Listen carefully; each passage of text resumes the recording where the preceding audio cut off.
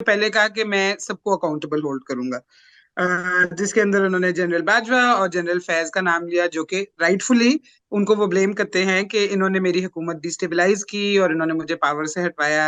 हम जानते हैं, हम सब जानते हैं, अब हम कह भी सकते हैं क्योंकि वो दोनों नहीं बैठे हुए इस वक्त पावर में, पहले तो हम नहीं डायरेक्टली कह सकते थे, लेकिन क्योंकि वो दोनों अब चले गए, रिटायर हो गए, तो हम ये कह सकते हैं कि ये बात मियां साहब की बिल्कुल ठीक है, तो ये ब्लेम करना ठीक है।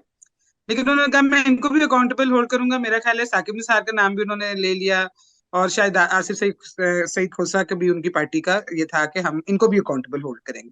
तो इन सबको अकाउंटेबल होल्ड करने के लिए मियां साहब वापस आ रहे थे, तो इतनी देर में यहाँ से ना शहबाज साहब उठ के चले गए। तो शहबाज साहब जब वहां पहुंचे तो पता नहीं उन्होंने क्या पैगाम दिया। इसके बाद नून लीग अपने बयानिए से हट गए और उन्होंने कहा कि हमने एहतसाब अल्लाह पे छोड़।